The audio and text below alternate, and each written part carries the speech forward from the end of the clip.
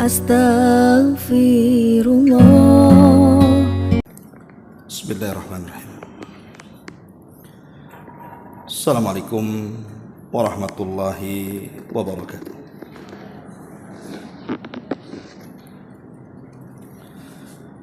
Alhamdulillah wassalatu wassalamu ala Rasulillah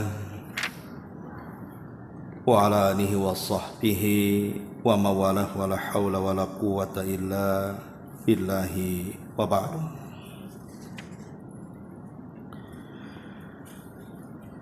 Kita lanjutkan kajian kita, masih membahas kitab 175 Jalan Menuju Surga, dan kita masuk pada poin ke-19. Kita baca matannya baru kita terangkan.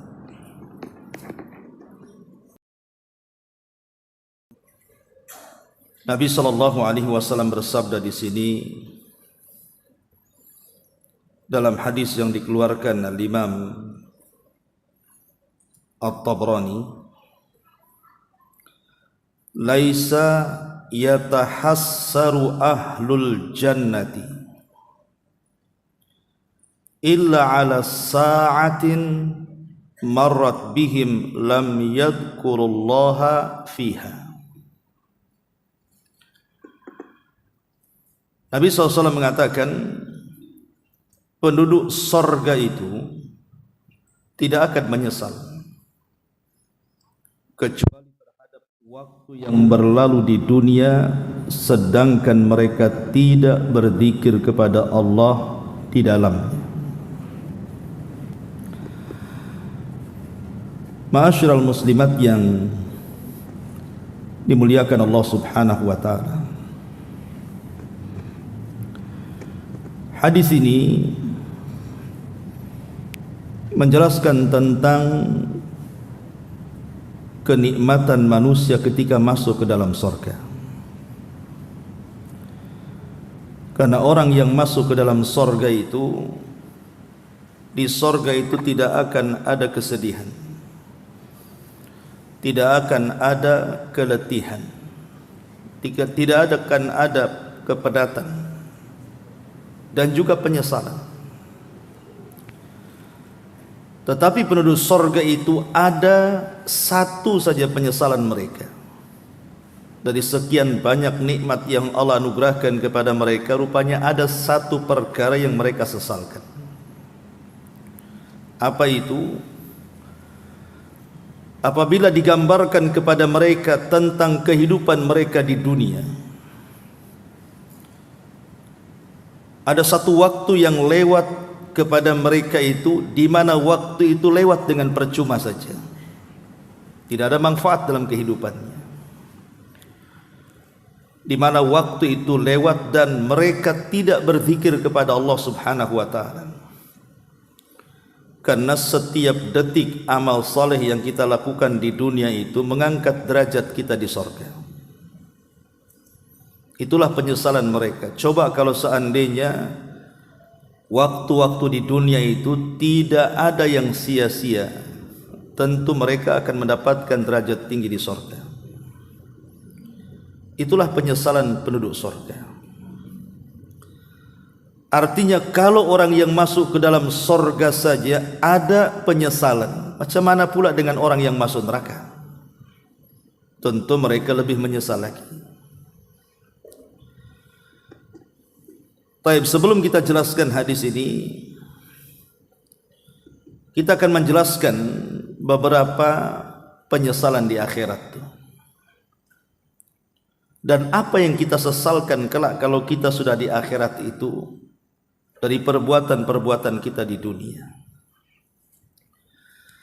Ma'asyiral muslimat yang dimuliakan Allah Subhanahu wa taala. Yang pertama, disebutkan di dalam surah Al-Munafiqun ayat 10. Allah Subhanahu wa taala berfirman, "Wa anfiqu mimma razaqnakum min qabli an ya'tiya ahadakumul maut." fayaqula rabbi laula akhartani ila ajalin qarib fa asaddaqa wa akum minas salihin. Dan infakkanlah sebagian dari apa yang telah kami rizkikan kepada kalian sebelum datang kematian menjemput kalian. Karena nanti ketika kematian itu menjemput kalian, maka salah seorang di antara kalian akan berkata, Ya Rabb, mengapa engkau tidak menangguhkan kematianku saja sampai waktu yang dekat ini, supaya aku bisa bersedekah dan aku akan berubah termasuk orang-orang yang soleh. Dari ayat ini kita tahu bahwa orang-orang yang meninggal dunia, maka mereka akan mengalami penyesalan. Penyesalan yang pertama disebutkan dalam ayat ini adalah ketika di dunia dia tidak bersedekah. Inilah penyesalan manusia. Kenapa aku tidak banyak-banyak bersedekah? Karena harta yang bermanfaat bagi kehidupan manusia setelah kematian itu adalah harta yang disedekahkan. Nabi mengatakan, maluka ma akalta fa afnaita wa ma labista fa ablaita wa ma tasaddaqta fa abqaita. Kata Rasul, hartamu yang kau makan itu akan lenyap. Semahal apapun ibu makan makanan di restoran yang mewah sekalipun, toh juga akan lenyap makanan itu. Hanya enak sebentar lewat tenggorokan saja, habis itu lupa sudah. Kemudian kata Rasul, dan pakaian yang kau pakai itu suatu waktu akan usang juga. Ibu kalau mengambil pakaian ketika usia 2 tahun dipakai oleh ibu sekarang, lucu enggak tuh? Ya lucu lah, enggak muat, paling muat di jempolnya saja. Akan usang, tidak mungkin pakaian itu kekal terus, pasti akan ganti. Bahkan bukan hanya pakaian bayi dipakai ketika tua, sekarang aja ibu setiap lebaran mesti ganti. Bosan warna hitam, lebaran ini harus warna ngejreng gitu. Ganti akhirnya. Artinya bahwa pakaian itu akan usang. Tetapi Nabi SAW mengatakan, wa ma tasaddaqta fa abqaita, tapi harta yang kau sedekahkan itulah yang dibawa pulang, yang dibawa ke kuburan, kata Nabi. Karena begini, ibu yang dimuliakan Allah Azza wa Jalla, terkadang ada orang yang berangan-angan ketika muda itu pengen kalau dia menjadi orang kaya. Akhirnya dia bajibaku dengan waktu, mungkin dengan suami, terus mencari harta sampai Allah takdirkanlah kemudian dia menjadi kaya raya. Ataupun tidak kaya raya, kayalah pokoknya. Setelah kemudian harta itu terkumpul, rupanya pula kita meninggalkan harta itu. Bahkan ada orang yang tidak sempat menikmati kekayaan di usia senjanya, rupanya ajal pula menjemput dia. Apa yang terjadi? Harta itu menjadi warisan ahli warisnya. Warisan ahli warisnya, mereka mendapatkan harta itu secara halal, karena harta waris itu halal selama pembagiannya sama dengan faraid. Tetapi yang mewariskan harta itu kita sebagai orang tua yang meninggal dunia, itu akan ditanya di hadapan Allah. Dari mana kau dapatkan harta itu, kemana pula kau belanjakan? Itu semua akan ditanya tuh. Ahli waris senang-senang saja mereka mendapatkan harta secara halal tanpa bekerja, tapi yang mencari harta yang mati sibuk ditanya, dari mana kau dapatkan harta, kemana pula kau belanjakan? Sebelum ini yang terjadi, penyesalan nanti dia akan mengatakan dalam kuburnya, Rabbi laula akhartani ila ajalin qarib fa asaddaqa wa akum minas salihin. Ya Rabb, kalau kau tangguhkan aku sesaat saja, kembalikan ke dunia, tentu sudah kusedekahkan tuh harta-harta itu daripada menjadi rebutan ahli waris. Kecuali kalau ahli warisnya soleh-solehah sih masih enak. Ketika dapat harta waris dia masih ingat tuh yang mewarisinya. Kasihan bapak ibu sudah lelah letih bekerja, dapat warisan pasti dia akan disedekahkan untuk ditransfer pahalanya kan gitu, untuk orang tuanya. Iya kalau anaknya soleh soleha. Kalau anaknya toleh dan toleha, bejat-bejat, boro-boro dia ingat orang tuanya, yang ada malah berpoya-poya pula dengan harta warisnya. Nah ini nanti akan menjadi penyesalan. Ini yang pertama.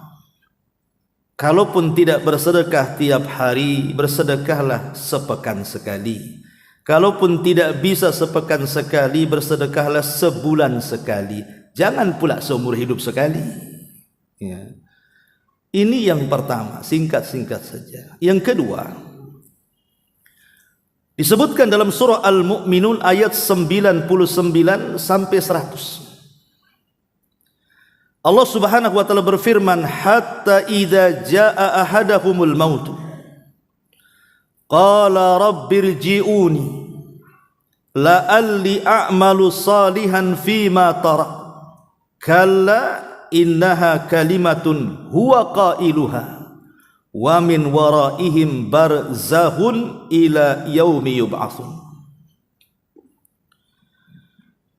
Demikianlah keadaan orang-orang yang kufur itu, hingga apabila datang kematian kepada mereka, sebagian mereka berkata, ya Rabb kami, kembalikanlah kami ke dunia agar kami bisa berbuat amal yang baik terhadap apa yang telah kami tinggalkan dahulu. Maka Allah katakan, sekali-kali tidak mungkin, mustahil, sesungguhnya itu adalah perkataan yang diucapkan saja, hanya angan-angan saja. Dan di hadapan mereka sudah ada dinding yang memisahkan mereka dengan kehidupan dunia, dan dinding itu akan memisahkan sampai hari mereka dibangkitkan di hadapan Allah. Inilah penyesalan yang kedua, di mana orang-orang yang meninggal dunia kelak akan menyesal kenapa mereka tidak memperbanyak amal soleh. Karena di sini Allah mengatakan, di antara perkataan orang-orang itu, la'alli a'malu salihan fima tarak. Kenapa aku dulu tidak banyak melakukan amal soleh? Ketika dia mengatakan, ya Rabb, aku akan berjanji kepadamu, kalau engkau bangkitkan kami lagi ke dunia, kami pasti akan menjadi orang baik, kami pasti akan beramal soleh. Tapi Allah katakan, kalla innaha kalimatun huwa qailuha. Itu angan-anganmu saja. Tidak mungkin orang mati hidup lagi. Karena engkau dengan dunia itu ada barzah. Ada alam barzah atau alam kubur. Disebut kubur karena kebanyakan orang dikubur. Disebut barzah itu karena dinding yang memisahkan kehidupan dunia dengan kehidupan kuburan. Jadi mustahil orang itu akan kembali ke dunia karena ada dinding, itu masalahnya. Maka orang ini akan menyesal, kenapa dulu aku tidak beramal saleh. Maka mumpung di dunia, fastabiqul khairat, berlomba-lombalah dalam kebaikan. Kan amal-amal itu banyak, Bu. Ada yang sifatnya harian, ada yang sifatnya pekanan, ada yang sifatnya bulanan, ada yang sifatnya tahunan. Cobalah kemudian kita introspeksi diri. Seperti yang sifatnya harian, sholat 5 waktu, jaga sholat 5 waktu, itu kan harian itu. Setiap hari kita sholat. Setiap hari kita sholat. Kemudian apalagi yang sifatnya harian? Yang sifatnya harian baca Quran. Baca Quran juga sifatnya harian, minimal 1 hari baca Quran. Walaupun hanya seayat 2 ayat jadilah. Ataupun mungkin surat-surat pendek kayak kan bisa dibaca, surat-surat pendek yang ibu hafal, Al-Ikhlas, Inna A'tayna, yang merupakan surat favorit gitu kan. Itu sudah bacalah tiap hari. Itu kan 1 huruf 1 kebaikan dikalipatkan 10 kebaikan. Atau mungkin yang sifat pekanan, Mungkin puasa Senin Kamis, kan bisa puasa Senin Kamis. Atau silaturahim, seminggu sekali, sekarang kan ada handphone kan, bisalah menghubungi keluarganya.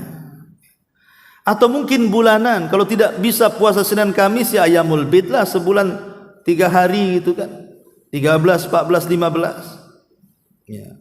Atau yang sifatnya tahunan, mungkin ibu diberikan rezeki oleh Allah bisa haji, tak bisa haji, umroh kan, itu yang sifatnya tahunan. Jadi amal soleh ini banyak, mulai daripada amal lisan, amal badan, amal hati, kan bisa kita lakukan. Intinya kalau bisa jangan sampai waktu berlewat itu tidak ada amal soleh yang kita kerjakan. Fa idza faragta fansab, kata Allah. Kalau engkau selesai melakukan amal soleh yang ini, pindah ke amal soleh yang itu. Oh, ibu sholat malam sudah lelah, letih, capek, tidak usah dipaksakan, ambil Quran baca. Oh, tidak bisa Ustaz lagi sariawan, tak bisa lama-lama, bisa zikir ya. Oh, tidak bisa zikir juga, orang sariawan susah Ustaz. Ya sudahlah, transfer, bisa sedekah kan, itu pakai saja handphone amal solehnya. Atau mungkin nonton apa gitu ya di handphone itu, entah dengar Quran, entah dengar ceramah, banyak sebenarnya amal soleh itu ya. Karena nanti ini yang kedua akan menjadi penyesalan pada hari kiamat, ketika seseorang itu luput ketika di dunia tidak banyak-banyak amal soleh. Ini yang kedua.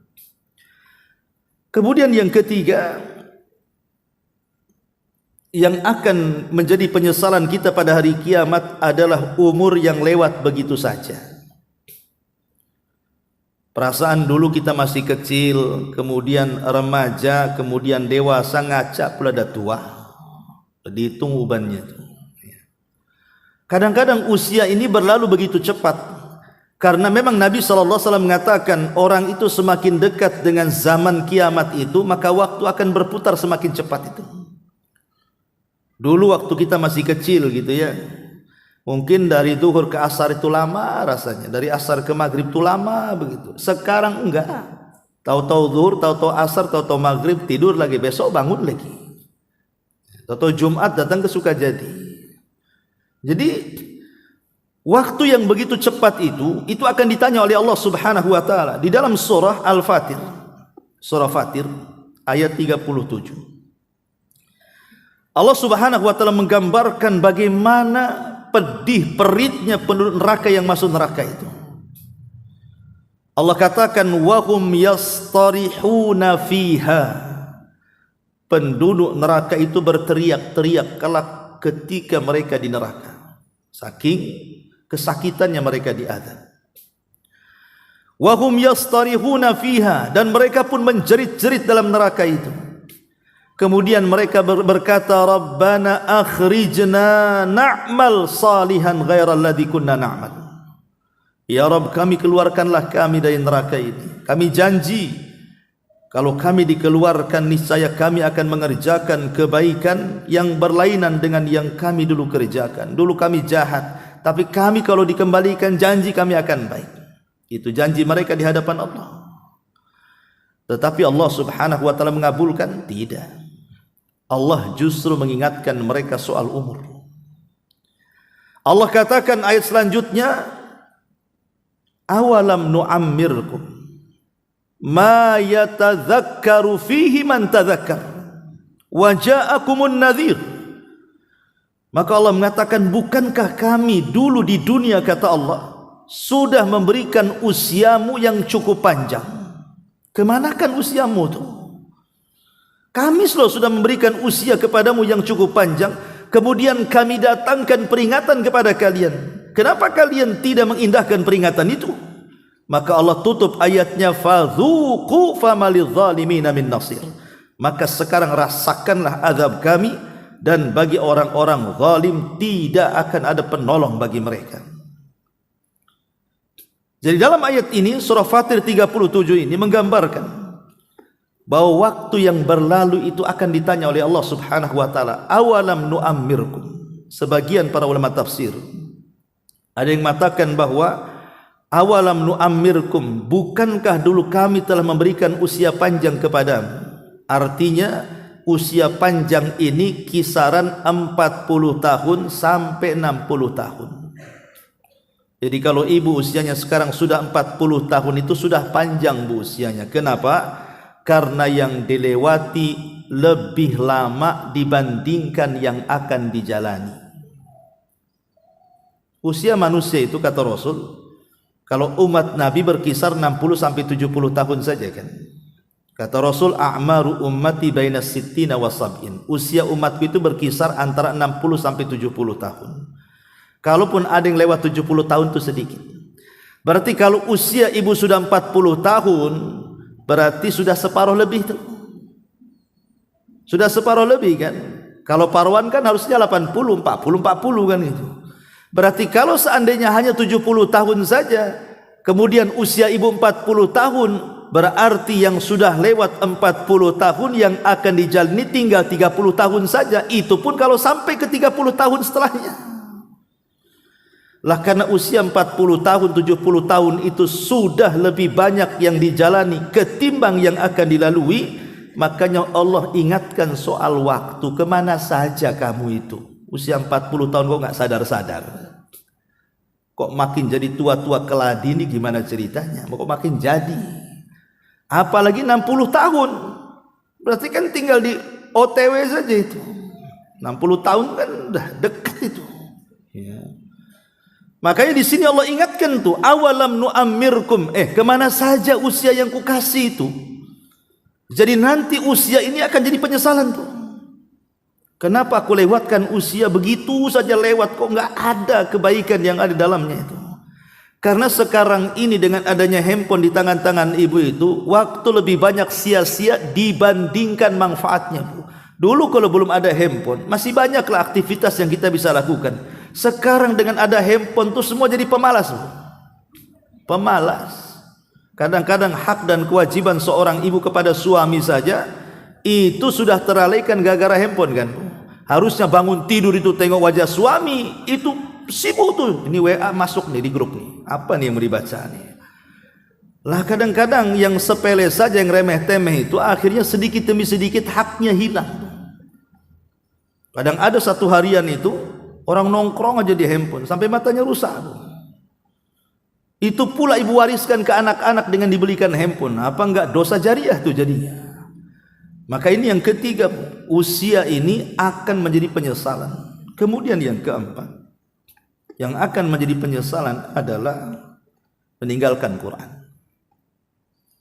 Orang yang tidak baca Quran sama sekali dalam kehidupannya, itu akan menjadi penyesalan. Karena akan ditanya, kenapa ibu tidak baca Quran? Itu akan jadi pertanyaan nanti pada hari kiamat. Disebutkan di dalam surah Al-Furqan ayat 30. Allah Subhanahu wa taala berfirman, wa qala ar-rasul ya rabbi inna qaumi ittakhidhu hadzal qur'ana mahjura. Berkata Rasul kelak pada hari kiamat di hadapan Allah, menyayangkan soal umatnya.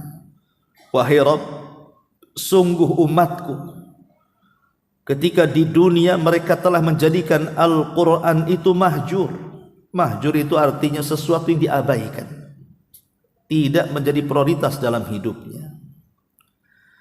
Makanya kita lihat coba sekarang, ada orang-orang yang usianya sudah 50-60 tahun, jangan lagi cerita baca Quran, suruh baca saja tak bunyi, karena tak bisa baca. Tetapi bukan berarti kemudian telat bagi dia baca Quran, belajar Quran. Tidak ada yang telat. Belajar Quran itu tidak ada yang telat, karena para sahabat juga banyak yang masuk Islam sudah tua. Tetapi masalahnya bukan masalah telat belajar Quran. Kenapa Anda malas baca Quran? Dan kenapa sewaktu masih muda tidak belajar Quran? Makanya minimalnya setiap hari itu baca Quran kan dalam solat-solat kita ini. Walaupun umpamanya kita mau tambah selepas sholat, kita pun kalau bisa baca Quran. Karena memang Quran ini akan ditanya. Malulah seorang muslim KTP-nya Islam ketika baca Quran pula belepotan. Makanya ini akan ditanya juga soal Quran itu. Jangan sampai kemudian seorang muslim tidak bisa baca Quran. Kalau yang tidak bisa baca Quran hari ini, cari guru privat nggak apa-apa belajar Iqra. Nanti lama-lama juga Allah akan berikan kecerdasan dia bisa baca Quran kok. Kalau masih tertatih-tatih dia baca Quran karena baru belajar Iqra, tetap dapat 2 pahala kata Rasul. Orang yang susah baca Quran itu karena baru belajar Iqra. Kata Nabi SAW, "Walladzi yatata'u fihi lahu ajra." Orang yang kesulitan membaca Quran tetap dapat 2 pahala kata Nabi. Jadi nggak ada ruginya. Ini terbalik, yang tidak bisa baca Quran semangat, bisa baca Quran mah ditinggalkan pula Quran. Ya, maka ini juga akan menjadi penyesalan bagi kita ketika di dunia ini kita meninggalkan Quran. Ini yang keempat. Kemudian yang kelima, salah mencari kawan. Ini akan ditanya juga dan akan menjadi penyesalan. Disebutkan dalam surah Al-Furqan ayat 27 sampai 29. Wa yauma ya'adhu adh-dhalimu 'ala yadayhi yaqulu ya laitani ittakhidtu ma'ar rasuli sabila. Ya wailata laitani lam attakhid fulanan khalila. Laqad adhallani 'anidh dzikri ba'da id ja'ani wa kana asyaitanu lil insani khadula. Allah mengatakan, dan ingatlah hari ketika orang-orang zalim itu menggigit 2 tangannya. Saking menyesalnya kelak pada hari kiamat, dia menggigit 2 jarinya.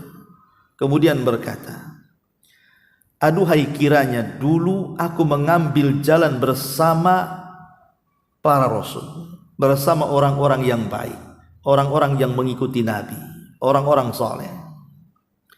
Kecelakaan besarlah bagiku kiranya aku dulu tidak mengambil si fulan sebagai teman karibku. Sesungguhnya dia telah menyesatkan aku dari Al-Quran ketika Al-Quran itu telah datang kepadaku, dan adalah syaitan itu tidak mau menolong manusia selamanya. Ini yang kelima, penyesalan kita pada hari kiamat, Bu, adalah soal pertemanan. Karena contoh umpamanya, Bu, ada orang bergelut dalam bidang olahraga umpamanya, entah bulu tangkis, entah pemain bola, entah pemain tenis atau apalah kan gitu. Kadang-kadang kehidupan dia itu aja setiap hari, latihan bola saja, mulai dari remaja, dewasa sampai tua. Teman-temannya itu juga gitu ya, nggak berubah-berubah teman-temannya. Ya sesama pemain bola juga. Kalau yang bulu tangkis ya sesama pemain bulu tangkis, yang tenis ya sesama tenis gitu kan. Kadang-kadang teman-teman di dalam grup itu tidak semua baik. Terkadang ada orang kafirnya di situ, ada orang fasiknya di situ, ada orang yang tidak sholat di situ. Kadang-kadang orang nggak peduli, karena cita-cita dia itu ingin menjadi pebulu tangkis hebat, pemain bola terkenal, pemain tenis yang handal, dan begitu seterusnya. Jadi dari muda sampai tua itu saja yang digeluti. Coba, apa nggak rugi sia-sia kan? Iya, mungkin secara prestasi dunia dia dapat, tapi sampai kapan prestasi itu? Dia pun akan mati juga kok. Lah harusnya bolehlah hobi ya hobi, tetapi pertemanan itu tetap wajib hukumnya. Cari teman yang baik untuk menyelamatkan. Makanya kenapa Hasan Al-Basri rahimahullah ta'ala sampai mengatakan, istaghfiru min sahibikumus salih fa innahu yanfa'ukum yaumal qiyamah. Perbanyak teman-teman yang soleh di dunia ini, karena mereka bukan hanya manfaat di dunia, tapi manfaat mereka sampai ke akhirat. Mereka akan berikan syafaat kepada kita. Maka jangan sembarang, Bu, perkawanan, baik perkawanan di Facebook, baik perkawanan di WA, baik di dunia nyata gitu ya. Maka pilih-pilihlah berkawan itu. Boleh kita banyak kawan, tapi yang diakrabi itu yang jelas-jelas menyelamatkan dunia akhirat kita. Karena betapa banyak kawan nyeret kita kemudian yang tadinya baik jadi jahat, itu gara-gara kawan. Maka ini akan jadi penyesalan juga pada hari kiamat. Ini yang kelima. Kemudian yang keenam, di antara penyesalan kelak pada hari kiamat adalah ketika kita itu melalaikan kewajiban. Waktunya sholat tidak sholat, waktunya Ramadan tidak puasa, waktunya zakat tidak dikeluarkan zakatnya, waktunya dia melaksanakan kewajiban-kewajiban mungkin seorang wanita, seorang istri kepada suami, dia kemudian lalaikan atau sebaliknya, atau kewajiban anak kepada orang tua atau sebaliknya, atau kewajiban kita kepada tetangga atau sebaliknya. Pokoknya intinya banyak kewajiban yang kita lalaikan. Ini nanti akan menjadi penyesalan. Sebutkan dalam surah Az-Zumar ayat 56. Antakula nafsun ya khasrata ala ma farratu fi jambillah wa in kuntu laminas sakhirin. Supaya jangan ada orang yang mengatakan kelak pada hari kiamat, amat sangat besar penyesalanku, kata Allah, atas kelalaianku dalam menunaikan kewajiban-kewajiban Allah. Sedangkan aku dulu di dunia termasuk orang-orang yang mengolok-olok agama Allah. Lihat bagaimana orang itu akan mengalami penyesalan kenapa kewajiban-kewajiban Allah yang Allah wajibkan di dunia itu dilalaikannya. Maka jangan pernah melalaikan kewajiban yang Allah wajibkan, baik berkaitan dengan hak kita kepada Allah atau yang berkaitan dengan hak kita dengan sesama hamba Allah.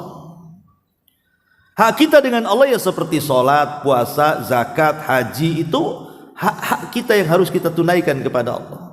Adapun hak kita dengan sesama hamba Allah ya seorang suami kepada istri, istri kepada suami, kita kepada orang tua kepada anak, dan begitu seterusnya. Ini akan menjadi penyesalan kalau kita lalaikan selama di dunia ini. Maka ini yang keenam, sebutkan dalam surah Az-Zumar bahwa orang itu akan menyesal, termasuk secara khusus orang tua tidak pandai mendidik anak tuh. Jadi ini akan ditanya di hadapan Allah Subhanahu wa taala, kenapa kita tidak bisa mengarahkan anak-anak kita kepada yang baik itu.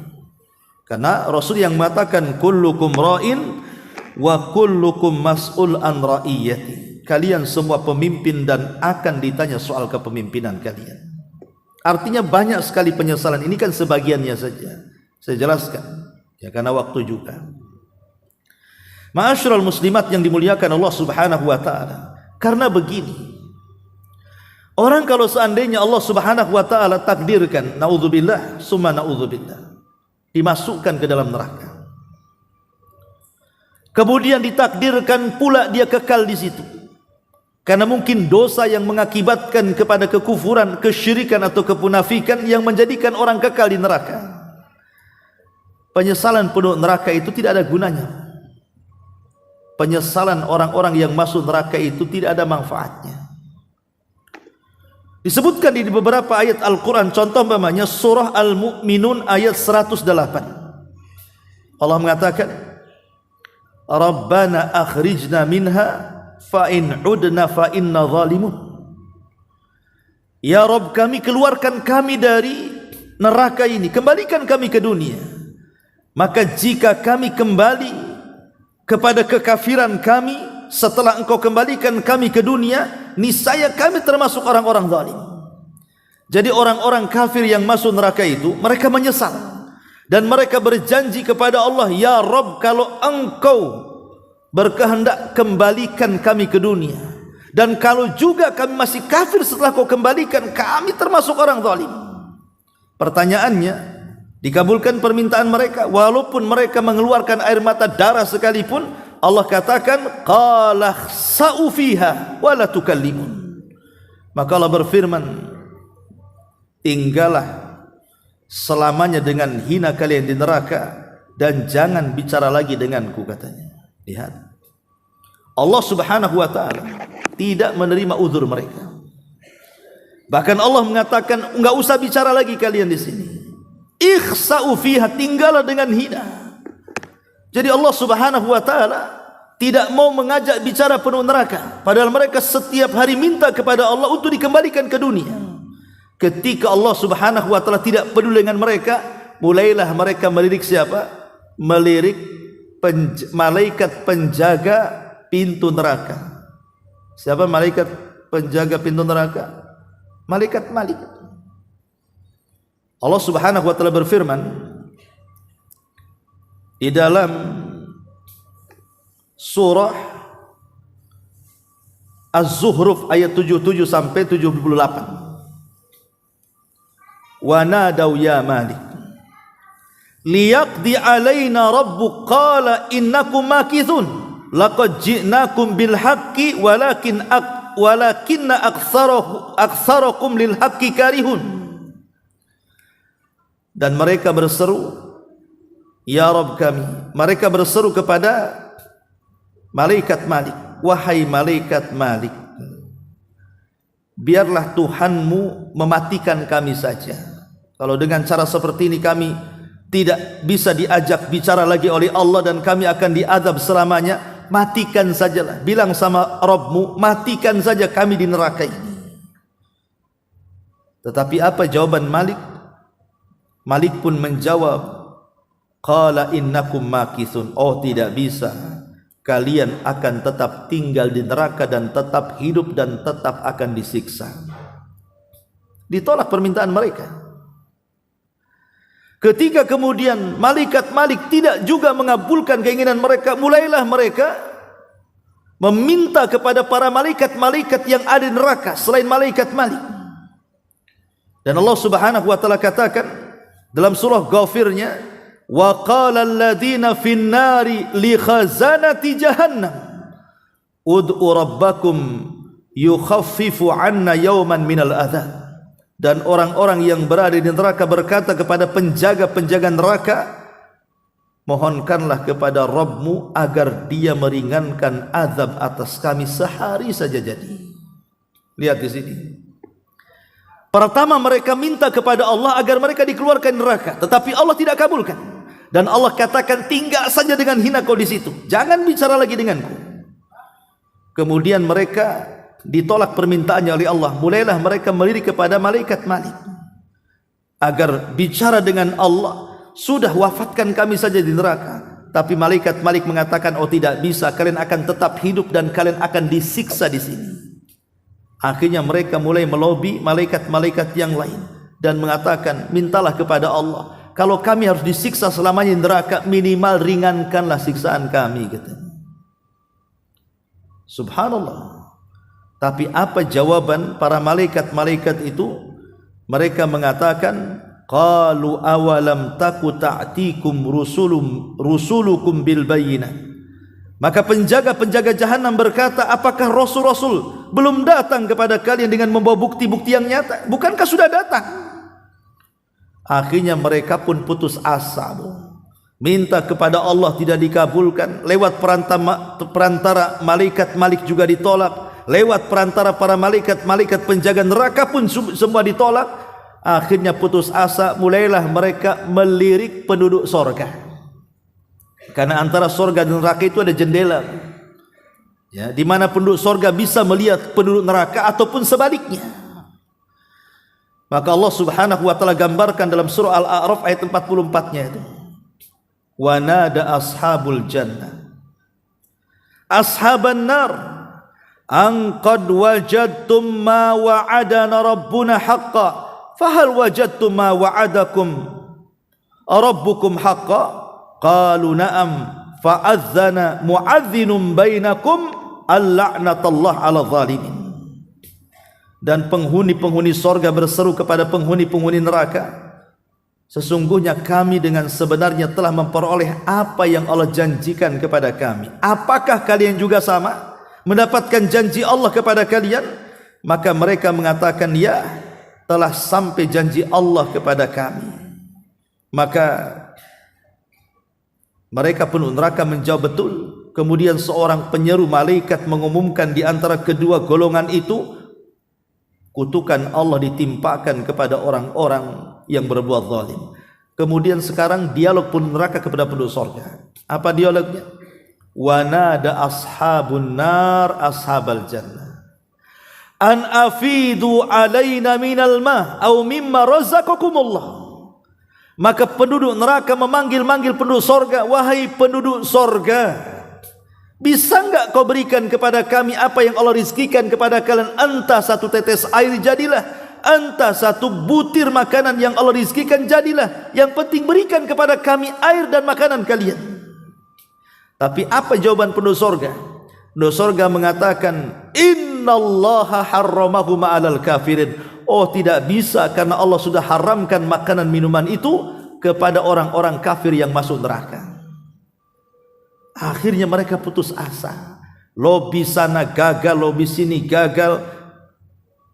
Terpaksa mereka harus tinggal di neraka. Coba, inilah penyesalan-penyesalan yang akan berlaku. Lah rupanya dalam hadis yang kita bahas juga di sini, penyesalan itu bukan hanya berlaku kepada penduduk neraka saja, bahkan penduduk sorga juga ikut menyesal. Apa penyesalan penduduk sorga?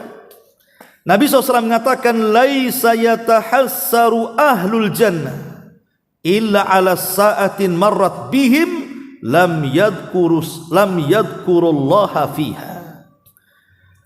Penduduk sorga tidak akan menyesal. Ya, kenapa? Karena kenikmatan yang tiada tara tidak pernah dilihat mata, didengar telinga, terlintas pun di otak manusia tidak bisa saking nikmatnya. Makanya mereka tidak akan menyesal. Tetapi kata Rasul, kecuali terhadap waktu yang berlalu di dunia sedangkan mereka tidak menggunakan untuk berzikir kepada Allah di dalamnya. Itulah penyesalan mereka. Jangankan lagi kita manusia, malaikat-malaikat Allah kan, Bu. Malaikat-malaikat itu kan tidak pernah maksiat. Wa yaf'aluna ma yu'marun. Apapun yang diperintahkan Allah, pasti malaikat itu mengerjakannya. Tidak ada ceritanya malaikat maksiat kepada Allah itu. Tapi para malaikat setelah kiamat, mereka akan menghadap Allah, mereka pun menyesal, Bu. Apa kata-kata malaikat di hadapan Allah? Malaikat mengatakan, ya Rabb, subhanaka ma'abadna haqqa ibadatik. Ya Rabb, maha suci engkau ya Rabb, kami belum mampu beribadah dengan sebenar-benar ibadah kepadamu. Padahal malaikat itu ibadah tiap hari. Itu ngomong begitu sama Allah. Lah kalau malaikat tidak pernah maksiat ibadah kepada Allah, kemudian menyesal dan mengatakan kami belum pernah beribadah dengan sebenar-benar ibadah, harusnya ucapan ini bukan malaikat yang ngomong, harusnya kita manusia yang banyak dosa yang ngomong. Lah sebelum kemudian kata-kata ini atau penyesalan keluar kelak pada hari kiamat, walaupun itu terkeluar dari penduduk sorga, Bu, maka sebaiknya di dunia ini mumpung masih ada kesempatan, maka banyak beramal soleh. Apa kata Qadi Iyad, seorang ulama namanya Fudail ibn Iyad, ketika menasihati seorang kakek yang usianya 60 tahun. Dia mengatakan, wahai imam, engkau mengatakan bahwa pertanggungjawabanku akan berat di hadapan Allah. Karena usia 60 tahun berarti kan sudah banyak maksiat yang dilakukan tuh, dibandingkan anak-anak muda yang baru memulai maksiat. Jadi si kakek ini ngomong sama Fudail ibn Iyad, ya imam, engkau tahu usiaku sudah 60 tahun, berarti maksiat sudah banyak, artinya akan berat sangat pertanggungjawabanku di hadapan Allah. Kira-kira imam, apa yang bisa meringankan aku, katanya. Apa sih amalan yang bisa meringankan aku supaya aku tidak berat dengan pertanggungjawaban di hadapan Allah ini? Apa jawaban Imam Fudail Iyad ini? Dia mengatakan, ahsin fima baki, yughfar laka fima madha wa fima baki. Perbaikilah sisa-sisa umurmu itu, maka Allah akan ampuni apa yang telah berlalu dalam kehidupanmu dan apa yang sedang kau jalani. Sekarang kalau ibu ini usia 50, 60 tahun, mumpung diberikan usia, maka ambillah nasihat Fudail ibn Iyad ini. Perbaiki sisa umur. Perbaiki sisa umur. Yang kurang-kurang ibadahnya sempurnakan. Yang kurang-kurang baca Qur'annya rajinkan. Karena usia-usia yang sudah di atas 40 tahun itu, kenikmatan itu sudah mulai berkurang. Makanya jangan dikurangi dengan ibadahnya. Contoh mata ini, dulu waktu masih muda itu kan mata ini tajam kan, Bu, sekian kilo saja masih kelihatan. Tapi dengan usia makin tua itu kan makin rabun, Bu, kecuali nengok yang merah-merah aja. Nah, itu lain tuh. Itu bisa ngobati demam, taruh aja di dahi katanya. Maksud saya begini, karena kenikmatan itu sudah mulai dikurangi, mata udah mulai rabun ya, telinga juga mulai budek kan gitu, ngomong aja mulai sulit, belepotan gitu. Oke lah, nikmat itu sedikit demi sedikit diambil oleh Allah, tapi janganlah kemudian ibadah pula menjadi kurang disebabkan itu. Ibadah itu kalau makin tua makin ditingkatkan harusnya. Walaupun tidak bisa sekuat anak muda sholat berdiri, ya bisa duduk kan begitu. Tidak bisa duduk ya baring. Nggak bisa baring ya sholat kan ada mati itu. Ya. Artinya di sini nasihat Fudail ibn Iyad bagus sekali. Ahsin fima baki yughfar laka fima madha wa fima baki. Perbaikilah sisa umur ini. Baik hubungan kita dengan Allah ataupun hubungan kita dengan manusia. Lah dalam hadis ini juga ada faedah besar tentang faedah menjaga waktu. Waktu ini akan terus berjalan. Makanya kenapa kalau ibu lihat Quran ya kan, sumpah-sumpah dalam Quran itu rata-rata itu berkenaan dengan waktu. Wadduha demi waktu duha, wal asri demi waktu asar, wal fajri dengan waktu fajar, wal laili demi waktu malam, wan nahari demi waktu siang, wasyamsi dengan demi matahari, wal qamari demi bulan. Itu kan yang memutar-mutarkan waktu tuh. Hampir kebanyakan sumpah dalam Quran itu bicara waktu. Kenapa kemudian Quran itu lebih banyak bicara waktu dan bersumpah dengan waktu? Karena manusia itu akan bergelut dengan waktu, dan waktu ini akan ditanyakan di hadapan Allah. La tazulu qadama abdin hatta yus'al an arba. Kaki tidak mungkin bergeser, bergerak menuju titian sampai ditanya 4 perkara. Semua bicara waktu. An umrihi, tentang umur, kemana kau habiskan. Wa an syababi, tentang masa muda, kemana kau lampiaskan. Wa an malihi min aina iktasaba wa fima anfaqu, tentang harta, dari mana kau dapat, kemana kau belanjakan. Mencari harta butuh waktu, belanja juga butuh waktu. Ibu putar-putar di mall itu akan ditanya itu. Jangan salah, bapak yang mencari harta juga akan ditanya. Kemudian wa an ilmihi fi ma'amila fi, tentang ilmunya sudahkah diamalkan. Mencari ilmu butuh waktu kan. Ibu saja ngaji di sini 1 jam lebih. Mengamalkan juga butuh waktu. Artinya semua berputar dengan waktu. Makanya kenapa penduduk sorga itu sangat menyesal. Kenapalah waktu-waktu di dunia ini kok tidak digunakan untuk berzikir kepada Allah Subhanahu wa taala. Dalam hadis Nabi SAW mengatakan yang semakna dengan hadis ini. Apa kata Nabi SAW? Tidaklah seorang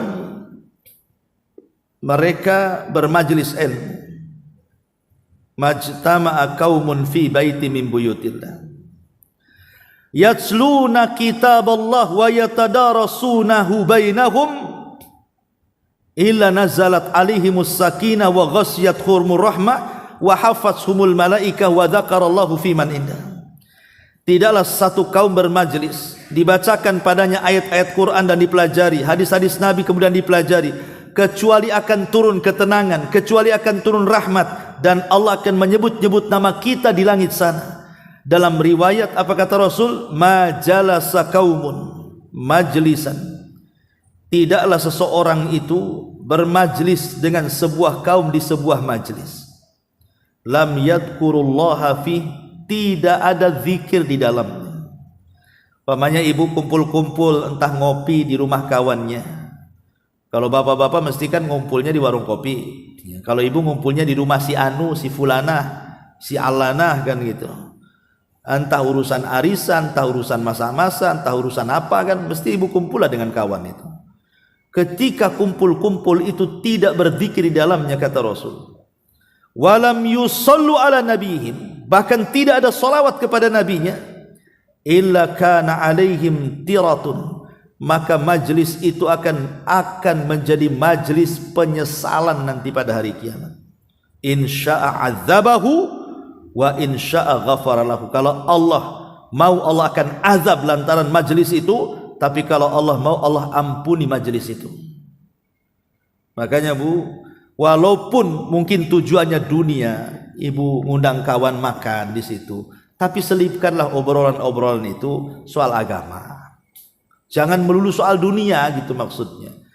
Selip-selipkanlah umpamanya bicara masalah sholat, bicara masalah ilmu, bicara masalah Islam. Karena bagaimanapun Rasul mengatakan Ra'sul amri al-Islam, pokok urusan hidup manusia itu haruslah Islam.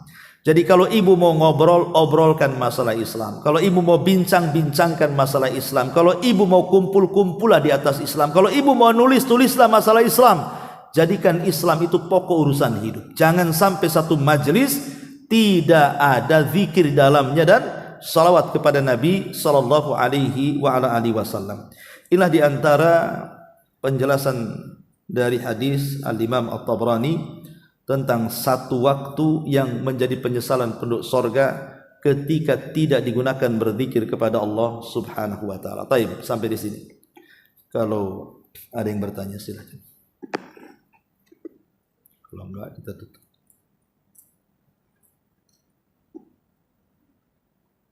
Alhamdulillah sudah paham semua. Ya. Kita tutup dengan kafaratul majlis. Subhanaka wa bihamdika asyhadu an la ilaha illa anta astaghfiruka